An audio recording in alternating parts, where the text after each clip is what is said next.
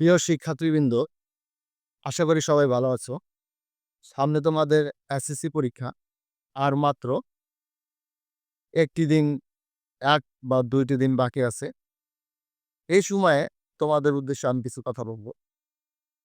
তোমরা এখন এ অবস্থায় গুরুত্বপূর্ণ যে টপিকস গুলো আছে, যেহেতু হাতে সময় খুবই কম, গুরুত্বপূর্ণ টপিকস গুলো শুধুমাত্র চোখ বুলিয়ে নেবে প্রতিদিন। নতুন করে পড়তে গেলে অনেক কিছুই সামনে নতুন কিছু চলে আসবে। কিন্তু সেই নতুন জিনিসগুলা তোমরা এখন নতুন করে আবার শিখতে যাবে না। পুরনো যে জিনিসগুলো শিখেছো সেগুলাই আবার পড়ে এটা একটু ঝালাই করে নেবে যে তোমার সবকিছু আগের মতো সুন্দর মনে আছে কিনা। বিভিন্ন সংজ্ঞা, বিভিন্ন সূত্র, এই জিনিসগুলো তুমি রিভিশন দিতে চেষ্টা করবে এবং তোমার কাছে যে জিনিসগুলো গুরুত্বপূর্ণ মনে হয়েছে, যেগুলো এর আগে তুমি পড়েছো, সেগুলাই বারবার পড়বে এবং দেখবে, চর্চা করবে। চেষ্টা করবে যেন যেগুলা পড়ছো সেগুলা যেন কখনো ভুলে না যাও। আর তারপরে কোন বিষয়ে কতটুকু পড়া হয়েছে। একটা সাবজেক্টে মনে করো তোমার কিছু অংশ বাকি রয়েছে, আরেকটা সাবজেক্ট শেষ হয়েছে, আরেকটা সাবজেক্টে কিছু অংশ বাকি রয়েছে। এখন তুমি এই এলোমেলো চিন্তাগুলা কখনোই মাথায় আনবা না। যে ওইটা বাকি রয়েছে আমার, এইটা বাকি রয়েছে, তাহলে পরীক্ষায় আমার কি হবে? এই জিনিসগুলা, এই এলোমেলো চিন্তাগুলা কখনোই তুমি তোমার মাথায় আনবে না। যে তুমি যে প্রস্তুতি নিয়েছো, তুমি সেই প্রস্তুতি নিয়ে মনকে শান্ত রাখতে চেষ্টা করবে। যেন তুমি তোমার এই যতটুকু প্রস্তুতি নিয়েছো, ততটুকু প্রস্তুতি দিয়েই তুমি একটা ভালো রেজাল্ট করতে পারো। তোমার আশানুরূপ রেজাল্ট তুমি করতে পারো। পরীক্ষার হলে এখন দেখো, তুমি এই সময়ে তোমার বেশ মনোযোগ দিতে হবে। প্রবেশপত্র, রেজিস্ট্রেশন কার্ড, পেন্সিল, কলম, স্কেল, এই জিনিসগুলো সুন্দর মতো তুমি পরীক্ষার আগের দিন রাত্রে অবশ্যই সুন্দরভাবে জিনিসগুলা গুছিয়ে রাখবে। যেন কোনো সমস্যায় তোমাকে না পড়তে হয়। এবং এই সময়ে তুমি সবসময় চেষ্টা করবে সবার আগে তোমার শরীরকে ঠিক রাখতে হবে। সবার আগে তোমার সুস্থতা। তুমি যদি সুস্থ থাকো, তাহলেই তোমার পরীক্ষার রেজাল্টটা তুমি যতটুকু লেখাপড়া করেছো তার মধ্যে থেকে একটা উত্তর দিতে পারবে। কিন্তু কোনো কারণে যদি হঠাৎ অসুস্থ হয়ে যাও, তাহলে কিন্তু তোমার পরীক্ষাটা খারাপ হবে। সেহেতু হালকা এবং পুষ্টিকর খাবার, সেই খাবারের প্রতি তুমি নজর দিবে। অবশ্যই এই সময় তুমি কোনো ধরনের আইসক্রিম এবং অন্যান্য জাঙ্ক ফুড এড়িয়ে চলবে। যেহেতু গরম, আইসক্রিম খেতে ইচ্ছা করবে, সেহেতু সমস্যা হতে পারে। তুমি হালকা এবং পুষ্টিকর খাবার খাবে। জাঙ্ক ফুড গুলা, যত প্রকার জাঙ্ক ফুড আছে তা তুমি এড়িয়ে চলবে। যখন পরীক্ষা দিতে যাবে, খাতা যখন হাতে পাবে, তোমার খাতার উপরে এসএসসি তে একটা টিক চিহ্ন দিবে এবং ডান দিকে ২০২৫ লিখবে। তারপরে রোল নং, রেজিস্ট্রেশন নম্বর, এই জিনিসগুলা সুন্দর মতো ভরাট করে লিখে ভরাট করবে। যদি কোথাও কোনোটা ভুল করো, তাহলে কর্তব্যরত যে শিক্ষক আছে তাকে অবশ্যই জানাবে। সে তোমার দুশ্চিন্তা করার কোনো কারণ নেই এবং তুমি টেনশন করবে না। যদি একটা ভুল হয়ে যায়, তাহলে সেটাও ঠিক করা যাবে। তুমি কর্তব্যরত যে শিক্ষক আছে তাকে বলবে, উনি তোমাকে দেখিয়ে দিবে যে কি করতে হবে। অবশ্যই তুমি এই কাজটা অনেক মনোযোগ সহকারে এই জিনিসগুলা পূরণ করবে। যদি তোমার নৈবেত্তিকে যখন তুমি পূরণ করতে নিবে, তখন অবশ্যই সেট কোড, তোমার তুমি ক সেট পেয়েছো না খ সেট পেয়েছো না গ সেট না ঘ সেট, তুমি ওই সেট কোড অবশ্যই পূরণ করবে। কারণ তুমি ক সেট পেয়েছো, তোমার বন্ধু হয়তো খ সেট পেয়েছে। আরেক বন্ধু হয়তো গ সেট পেয়েছে। তাহলে ও খ সেট পূরণ করেছে, তুমিও খ সেট কখনোই পূরণ করবে না।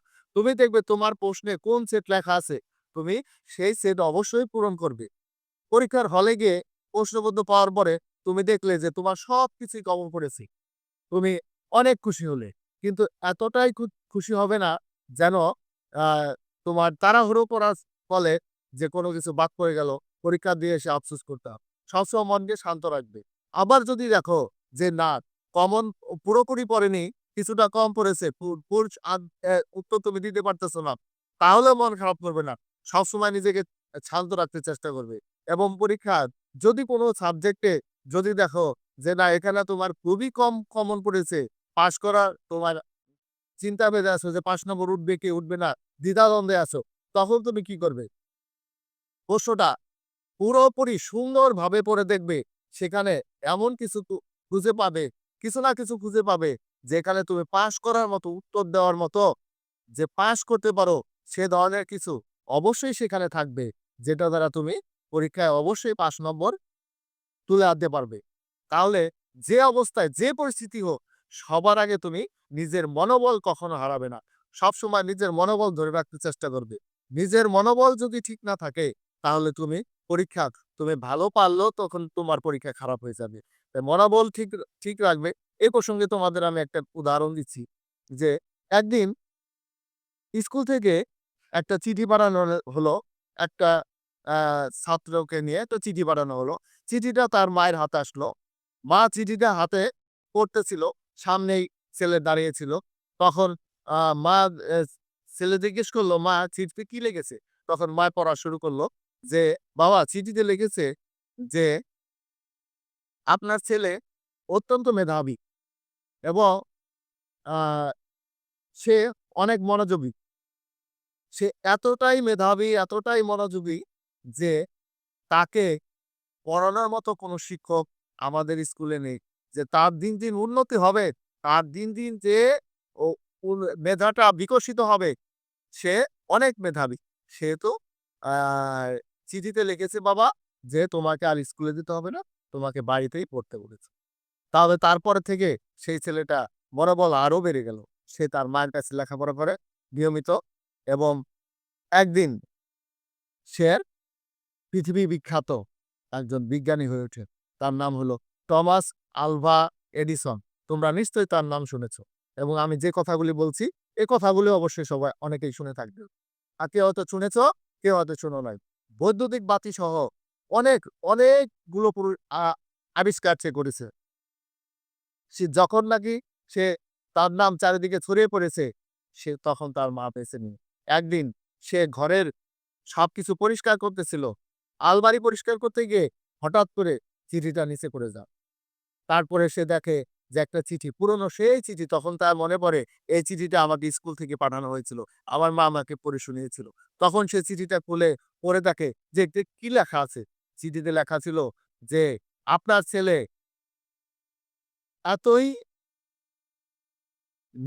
নির্বোধ এবং এতটাই অমনোযোগী, তাকে আমরা আমাদের স্কুলে আর পড়াবো না।" এই কথাগুলো চিঠির মধ্যে লেখা ছিল।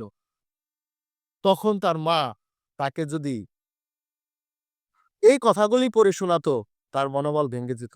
সে হয়তো এত বড় বিজ্ঞানী হয়ে উঠতে পারত না। চিঠিতে লেখা ছিল কি? আর তার মা তাকে শোনালো কি? যে যাতে তার মনোবল আরো বেড়ে যায়। তার মা যখন সত্যিই ওই কথাগুলি বলতো যে, "বাবা চিঠিতে লিখেছে যে তোমার কোনো বুদ্ধি নেই। তুমি মনোযোগী না। তোমাকে তারা লেখাপড়া করাবে না।"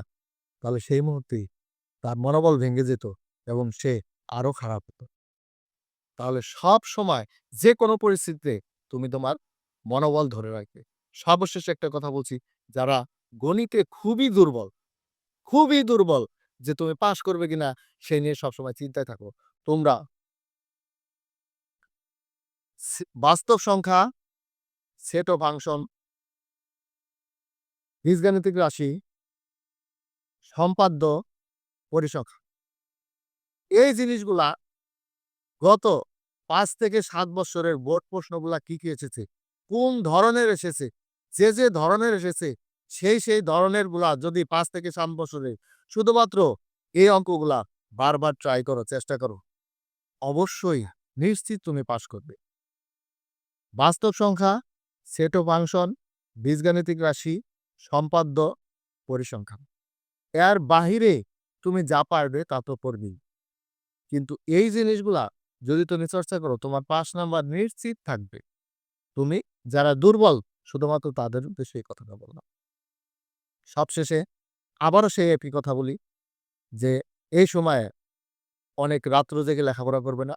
পুরোনো জিনিসগুলাই আবার বারবার পড়বে এবং সবসময় যেকোনো পরিস্থিতিতে নিজেকে শান্ত রাখবে এবং পরীক্ষা খুব ধীর এবং শান্তভাবে পরীক্ষা দিবে এবং পরীক্ষার হলে যে কর্তব্যরত ছাড়া থাকবে, কেউ হয়তো তোমার পরিচিত না। তারা কাউকে দেখে তুমি ভয় পাবে না। তাকা তারাও তোমার যেকোনো সমস্যায় তারা সবসময় তোমাকে সাহায্য করবে। সবসময় তোমার পাশে থাকবে। সেহেতু অপরিচিত পরিবেশে গিয়ে পরীক্ষা দিবে, তোমার ভয়ের কোনো কারণ নেই। তুমি নির্দ্বিধায় কোনো সমস্যায় পড়লে স্যারকে জিজ্ঞাসা করবে এবং সুন্দর মতো নিজেকে শান্ত রেখে পরীক্ষা দেবে। তোমাদের সবার সুস্বাস্থ্য এবং যা পরীক্ষায় যেমন ফলাফলের আশা করতেছ, সেরকম ফলাফল হোক, সেই কামনা করি এবং তোমার পরিশ্রম অবশ্যই সফল হবে। বিজয়ের দেখা তুমি অবশ্যই পাবে। ধন্যবাদ সবাইকে। ভালো থাকবে।